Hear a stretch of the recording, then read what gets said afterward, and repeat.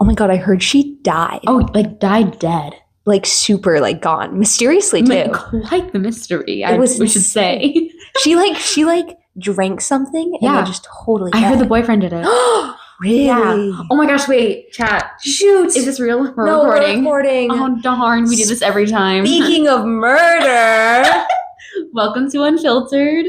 I'm your host, Sadie. And I'm your other host, Kaitlyn. And today we have a very special guest star, my best friend, Abby. Hi. Welcome to the pod.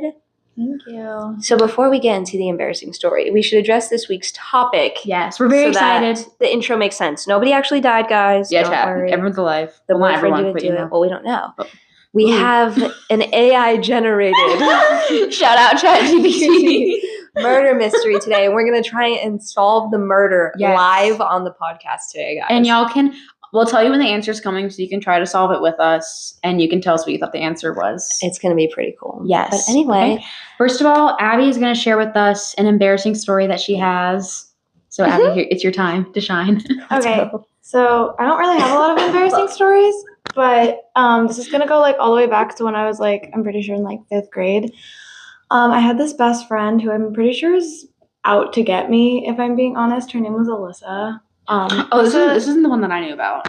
I don't think so. Okay, period. Alyssa, if you're watching this. Anyway. Me and Abby have traumatic lore when it comes to a certain friends. School we went to. Not even that, just best friends. Yeah.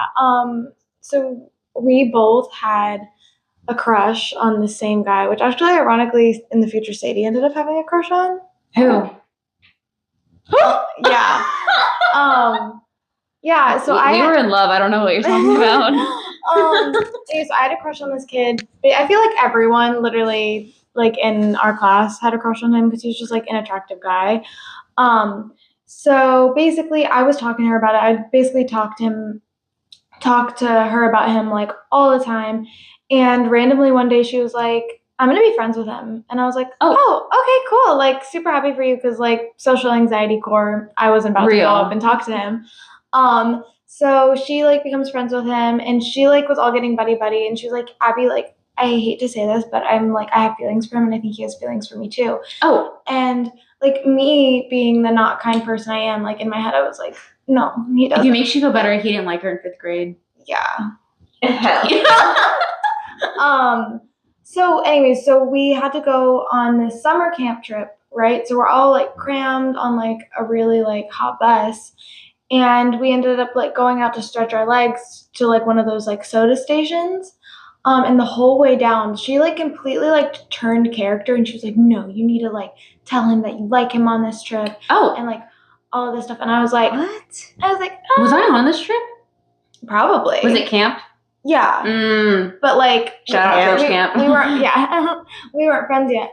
But like, so we get out and she's like, no, you're going to tell him, like, I'm not giving you a choice. And I was like, literally like about to cry. And I was like, what do you mean? You're not going to give me a choice? Yeah. And then she straight up like pushes me into his butt. Cause I was trying to like get away. So I literally like face into like butt crack. Face? Oh, like, face? My God. Wait, I'm sorry, what? Like I fell, I tried to you catch like my those fall. cave diving videos? Literally. What's it? Putty? Something. Yeah. No, literally. The putty cave. Yeah. Fell right into there. Dived right in. And I like literally like ran away to my seat and like started crying. And he obviously like felt bad because he knew it was me. And like he saw me like run away to the bus. Oh my God. And he like I would never like a person again. Yeah. I'm glad that you found the ability to love after that. Thank you. But the icing on the cake was that after that incident, we get to the camp. She's still talking to him. Obviously, I don't want to look anybody in the eyes after that. Also, like, she was also still trying to be friends with me. And I was like, you can't recover after you pushed me. You literally brown-nosed him. Like, brown-nosed him. And she, like, comes to me and she's like, hey, Abby, like, so this is, like, at the end of the summer camp, like, so we're, like, literally, like, sitting, like, with our bags waiting for the bus to come. And she's like, oh, yeah, by the way, like, I told him everything that you've ever told me about, like, your feelings for him, which was including that, like, our whole time when we were like kids, I always thought that he was staring like at me because, delusional.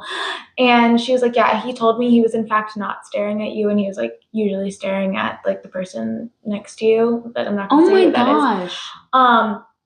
And basically, like, it come down to like all the other things that he was like, he thinks that I'm like nice, but he doesn't find me attractive, like all of that stuff. Right. And that was also like the same era that I was dealing with a certain blonde girl that no one likes. A rat.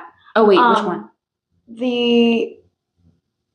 Yeah, so like I was also dealing with this girl who was like constantly bringing me down, like she was a jealous Melis. Yeah, and then at the same time, I also heard from like the guy that I had a crush on that was like, yeah, you're just like not attractive, and I was like, oh, that's like super super fun. And then so then I was like, literally from that moment, because I had the opportunity to like, so I was homeschooled. Hello, you wouldn't know. I was homeschooled till I was like in 10th grade. I could have gone in 8th grade, but I actively chose not to after that incident. Yeah. Wow. I can't believe you've never told me that story before. Insane. It was fun. Insane. You literally have I don't know words for that, Abby. I've like told you so many things. Yeah, I can't believe you didn't tell me that your nose was literally in his butt. Well, Abby, thank you so much for telling us that story. I'm really glad. You're welcome. I don't even know what I'm glad for. I know. That I could be open and honest. The confidence. Also, you guys, for those of y'all that don't know, me and Abby, we have been best friends for, I want to say like 3 years. 3 years. 3 years. We've known each other since we were little We've kids. known each other for a long time. But I actually like thought she hated me for like 99% of that. I never did. I don't know why she thinks that. You don't she hung around I do people know who why. didn't like me. That's why. But also, didn't they flat out tell you like she yeah, didn't no, like like you? literally, it was that girl who was like, yeah, all of them hate you, Abby, and I was like, oh, okay, so I'll just never talk to them. People were ops. Yeah, I always liked Abby. Sadie never gives off a vibe, for the record, that she doesn't like someone. Thank you. Unless he does her off. Say something about her family. Ooh. That is true. If you do say something about my family, like you will see it. Like in my, it is literally like it's like an fire. immediate change. Like it's like, oh, I don't like you anymore. You're ugly. Like speaking of murders, like she's gonna like kill I you. will kill you. Yeah. Oh, wait, For legal purposes, she I will won't. not. She will not. Trust. Anyways, okay. So moving on to our murder mystery.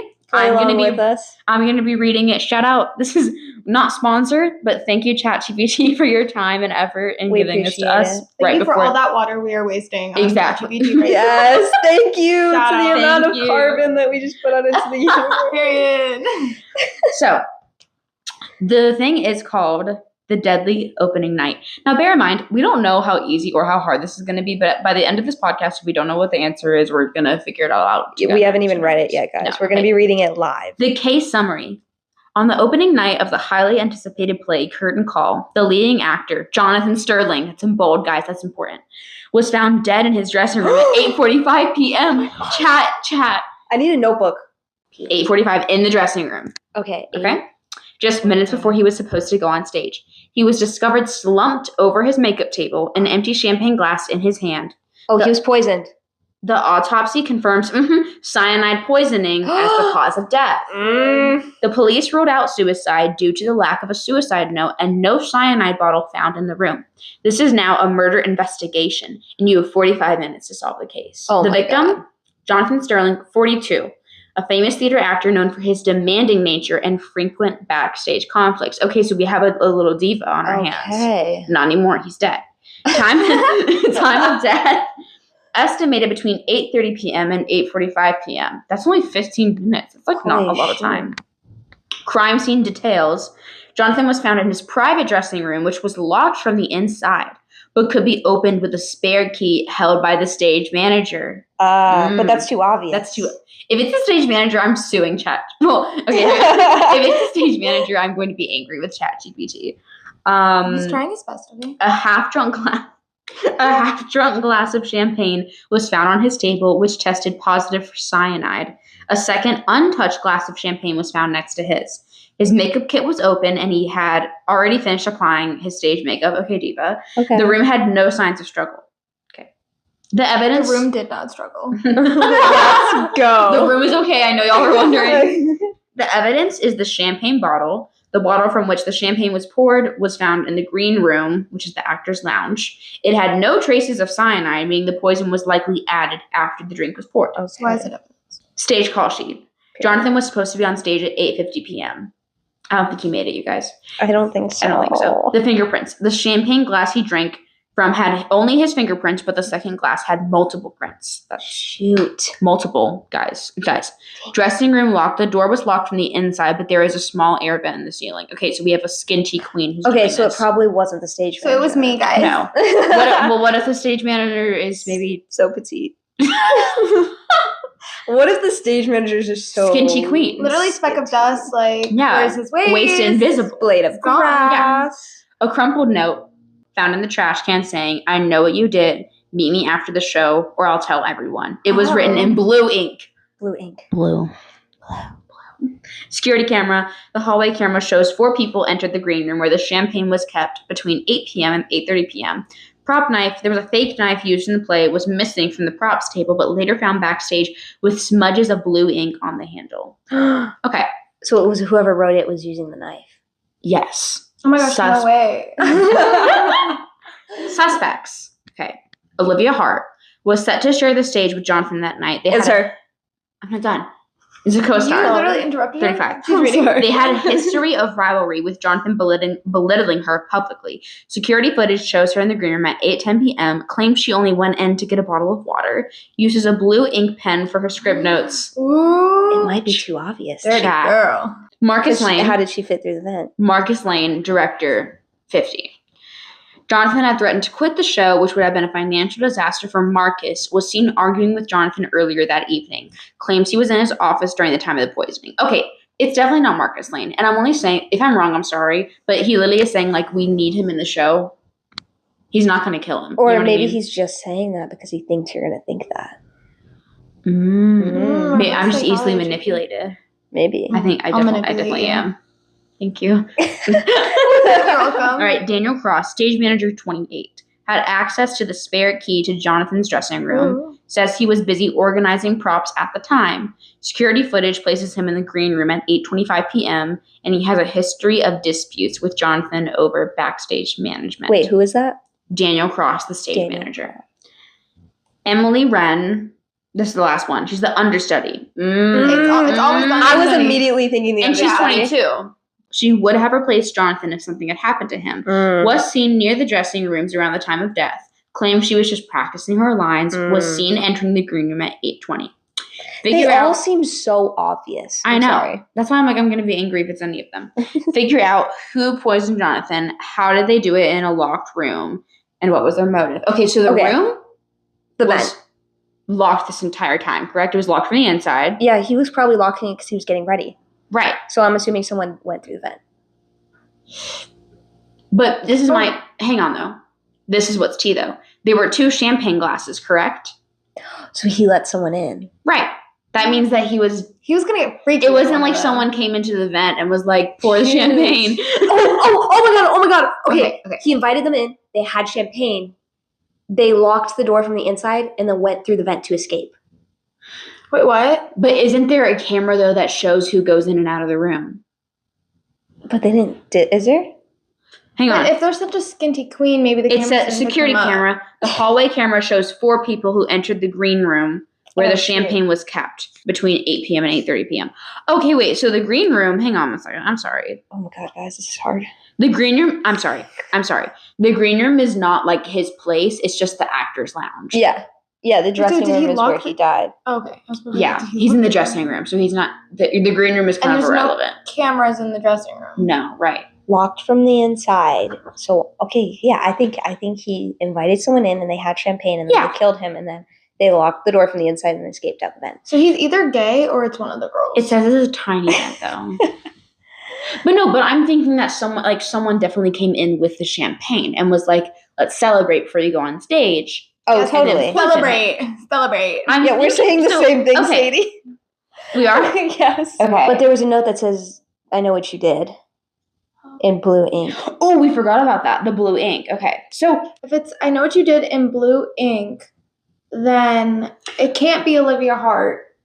Because Olivia Hart was the one that Olivia Hart has the blue pen. So it would be too obvious if it was her. Right. Well, she would also, why would she write a note to herself saying, I know what you did? No, it's saying it was It's written to to him. Wait. Oh, hear me out, though. She could have written the note to him, but not have killed him. You know what I mean? Because I feel like this is my thought. The person that killed him, they went in there. They were with him. Why would she give him a note to read? Like, she's poisoned him. He obviously doesn't know he's poisoned. Why would she be like, wait, here's this note? And it's like, I know what you did. Like, she would just tell him that. I think the note is irrelevant. He definitely got it before he died. What if Olivia brought the champagne glasses? She brought the note in there because she was gonna, like, maybe she wasn't gonna kill him, but she was, like, gonna do something. Right. Or, like, and then... Or they were beefing, you know? Yeah, they were beefing. I think, yeah. Like, she was, I don't know, like she was in there at some point, like, so that's where, like, the multiple fingerprints on the glass, or, like, the person who did kill him had already set, like, the champagne and the glass in there waiting for him to go get changed. Right. Olivia had come in there to drop off the note. Why is there, like, a glass here, touched it, and then left. Good point.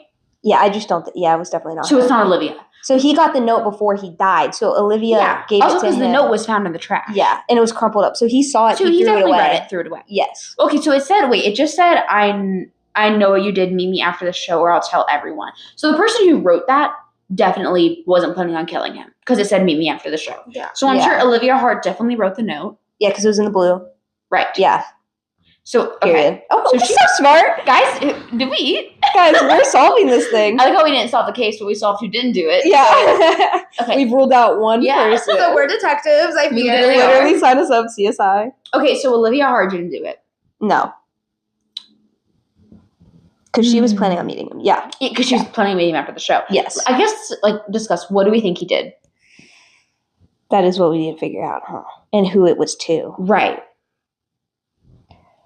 I know what you did. Because clearly he did something to someone else. Yes. Olivia knew about it. She confronted him about it. Also, I don't think it's Marcus Lane so Marcus Lane is the director.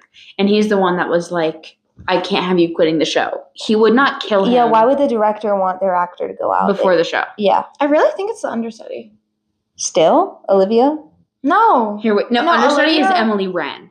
Oh. Yeah. Okay, who else would it be? It's not going to... Hang on. We also have Daniel Cross, the stage manager. He had an access key to Jonathan's room. But why would he need a key to get in? I was going to say, Jonathan definitely just let the person in. Yeah. Yeah, because he was willing to have champagne with him. Yeah, if there was no champagne glass, like 2 champagne glasses in there, I'd be like, oh yeah, then it was definitely Daniel. But because it's not, I think it was Emily, and he was trying to get freaky with the understudy. Let me go back with So then why did the champagne glass have multiple fingerprints? That's because Olivia was in there. You think Olivia touched it? Well, Olivia was definitely in there because she left the note. Okay. Hear me out. Okay, this is my theory. Someone told Olivia, I think the person that killed... Ooh, okay, let me cook. I think the person that killed Jonathan told Olivia, just to help me out, oh, I'm about to have champagne with Jonathan in a few minutes. Can you bring the champagne and the glasses to the room, right? So say she brings it in there. That's why there's fingerprints on one of the glasses, multiple fingerprints, right? Okay. And then after that, the other person goes in, poisons, kills him, whatever, but they were hoping the fingerprints would point to Olivia. I think it's why there's at least multiple fingerprints, is the killer was hoping that it would point to the killer probably person. didn't even touch the glass. That's what I'm thinking. Probably. Well, I mean, until they drank. Yeah. Because they drank it. Oh, no, it was a full glass. Okay. Is the timing not relevant? Oh, let's look at the timing. So Jonathan was supposed to be on stage at 8:50 p.m. He died between 8:30 and 8:45. 8:45. Olivia Hart was in the green room, the actor's lounge. Mm-hmm. Okay. At 8:10. What about Marcus? We're not given a time for Marcus. Wait. Yeah, there's no time. It doesn't say he was ever in the green room. But that's kind of sus, you know what I mean? Yeah. Daniel Cross was in the green room at 8:25. I mean, hypothetically, he still could have had time to kill him. But Emily Wren was at 8:20. Emily Wren was 8:20. She had even more time. But I feel like cyanide poisoning, how quick does cyanide poisoning happen? That's a really good question. Let me ask you. Cyanide poisoning acts very quickly. Symptoms typically appear within seconds to minutes after ingestion. So it was a fast It was a fact. And his glass wasn't finished either. Yeah, so he definitely went and died.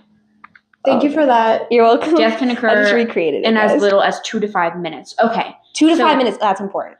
Okay. So that means it definitely wasn't Olivia Hart also because she was in the green room at 8:10. And unless she was just hanging on to the stuff until she went in the dressing room. I think like she grabbed the stuff in the green room, walked to his room, then went and did what she needed to. It definitely wasn't her. Because she's a co-star, so she needs to get ready too. Yeah. So okay, so we're eliminating her out. Yeah. And why would she kill her co-star? Olivia Hart, we love you.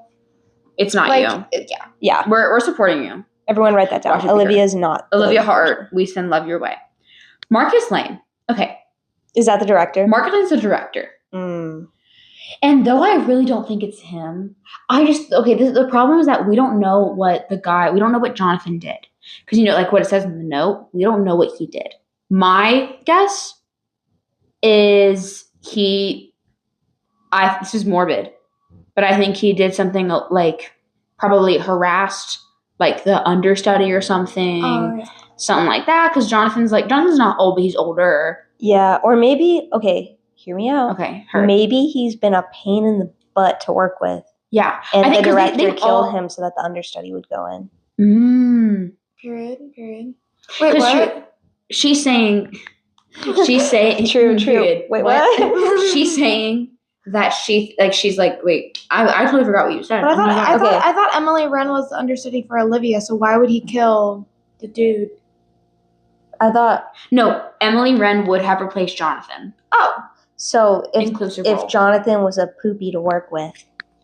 It said it like with Jonathan, so going back to the victim. But I feel like that's even more reason for Emily Wren to kill him because she would get his part.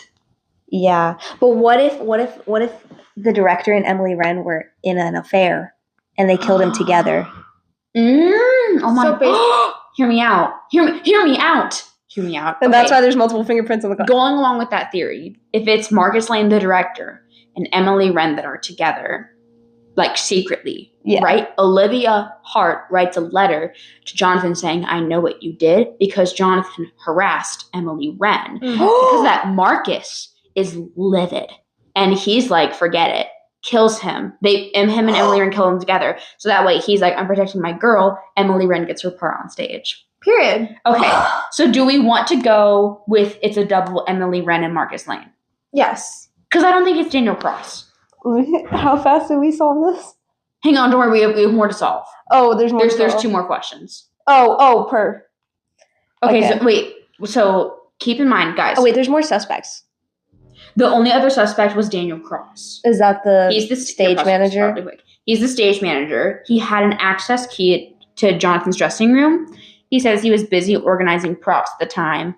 Security footage places him in the green room at 8:25. That's a little sus, and he says it has a history of disputes with Jonathan. But also, if time of death was 8:30, cyanide takes up to 5 minutes. You got to go in and at least have a little conversation before you just poison someone. It's not like he's like, drink it now. Yeah.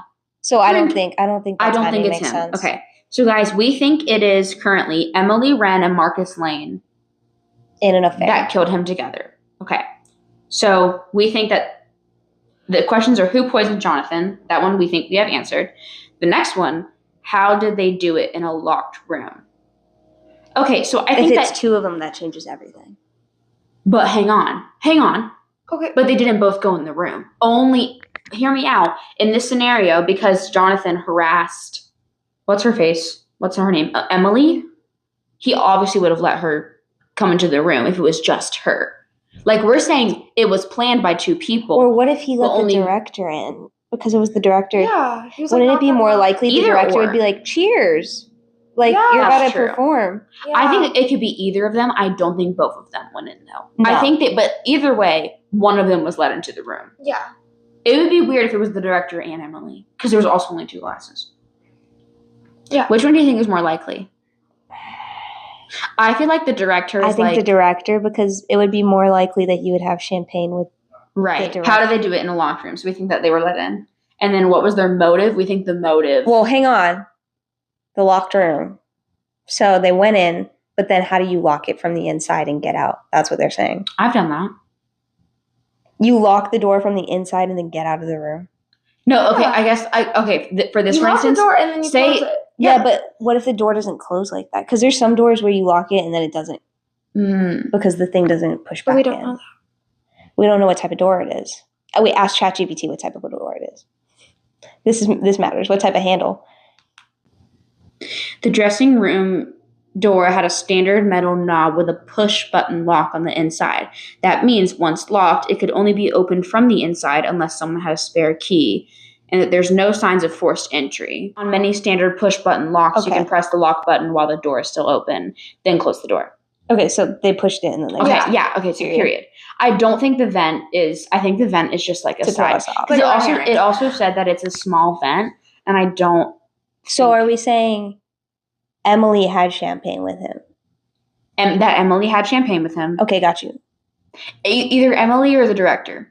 Yeah, that's... Well, no, because director... No, I don't think it was... I think it's the director. The director got let in kind of as like a you're my star. Yeah, that's what I was saying. Like clearly, since he harassed Emily being like, I want to have champagne with you would be really suspicious. He'd be like, okay. Yeah. It'd be like, all right. Like, oh, you decide you want me now? Like, what? But maybe that was her plan. I think it could have been either one of them. But either way, we kind of have both. Either way, we think that the director... What's the director's name again? Marcus, the director. Either way, we think they did it together. And Emily did it together. Bottom line. And their motive, the whole like harassment situation and Emily wanting to have the part. Do we want to answer? Do we want to get the answer? Yeah, let's do it. Okay, everyone. Here's what we think happened. Picture this. Yes. It's the night of the play. Yes. Jonathan's chilling in his dressing room before going on. Then there's a knock at the door. Thank you. The director walks in with 2 champagne glasses and is all like, "Oh, hey, Jonathan. Yep. Da-da-da. Let's celebrate. You're about to perform. I'm so excited." ASMR star right here.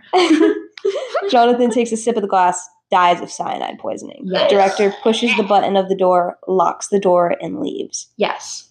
Now we think that the director did it because Jonathan was harassing his lover. We're assuming they're lovers. Yes. Emily Wren, who is the understudy of Jonathan. Mm-hmm. And so now the understudy is going to take the place. Quick question. I just thought about this. You know how the door was locked from the inside? The inside, right? I'm confused on why we're assuming why he locked it back, because someone obviously had to walk in and find Jonathan dead. How are they getting back in there if the door's locked? Well, the person that found was probably the person who had the keys. Because like, why isn't he on yet? Like the show. Right, stage manager. That makes sense. Oh, look at us! Yes. Look at us. Okay. And then, guys, for the last part of the night, we think that. Let me go find him again. We think that Daniel Cross, the stage manager who had the spare key, we know that, is the one that found him dead. Yes. So in conclusion, we think Emily and the director murdered him together because. Oh, and wait. Yes. Sorry, 1 second. Okay. So yes. So we think that before, sorry, we forgot to say this, before the note. The note. Before the director, Marcus, went into the room, Olivia left a note. In blue ink. Saying, "I know what you did," which is referencing him harassing Emily. Yes. Okay. Which was crumpled up and thrown away. Jonathan goes in.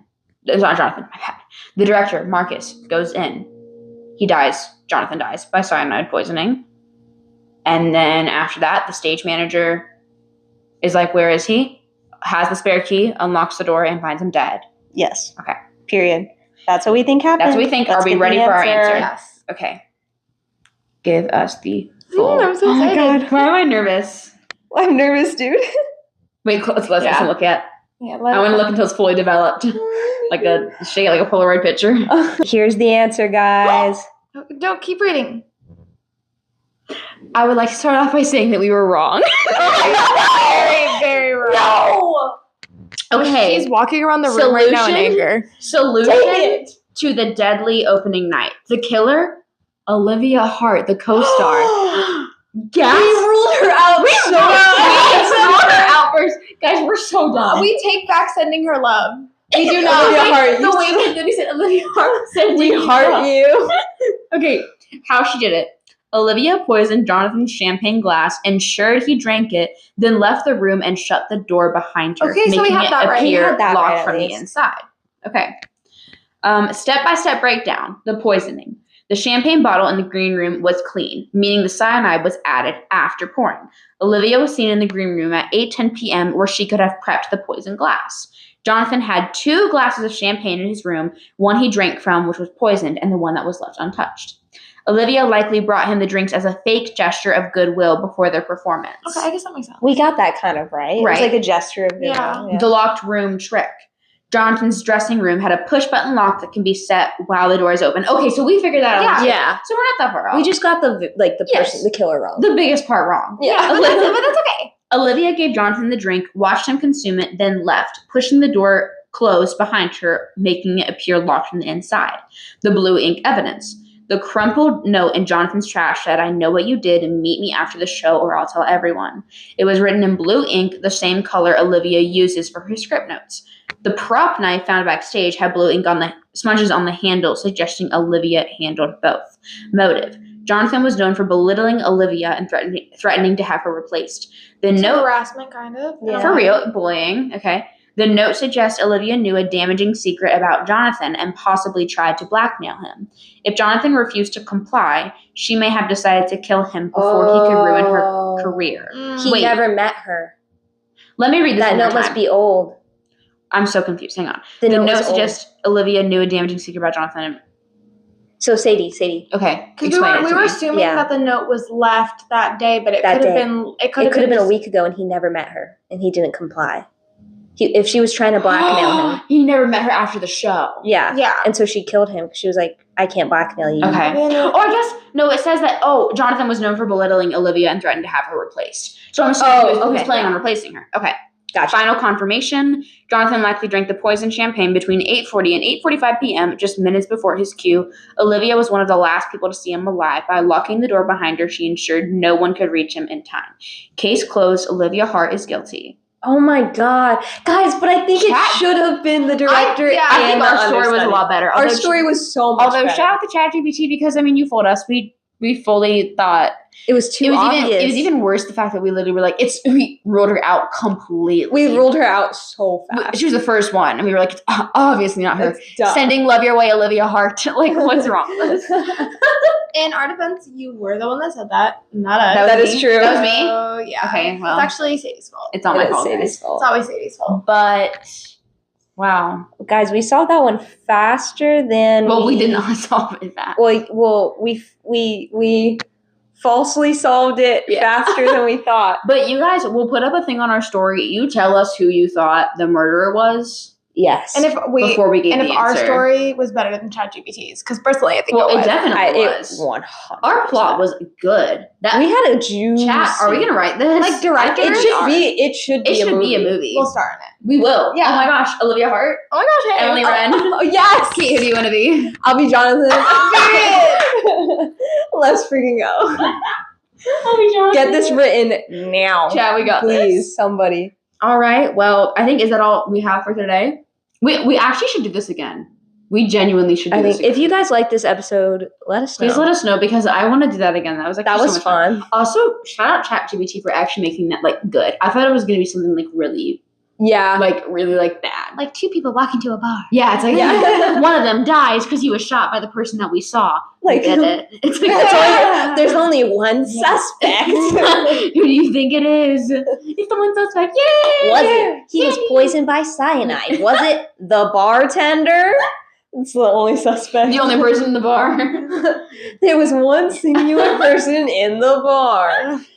All right, thank you guys so much for listening. I've been your host, Sadie. I've been your other host, Kaitlyn. I've been your guest host, Abby. Woo! And again, remember, episodes released every Friday. You will be seeing Abby again for conspiracy theories. 100%. We're going to do a conspiracy theories part 2 because you guys love that so much. Yes, and because Abby loves them. Oh, also, we would like to apologize for the quality today. We know we normally are in the sound booth room, but someone, shout out whoever you are who is booking, who is booking the booth. Get out. Stop booking it on the same days we're trying to book it. For real. Okay, what kind of podcast do you even have? All right, thank you guys so much for listening. We love you. Love you. Bye, baddies. Mwah.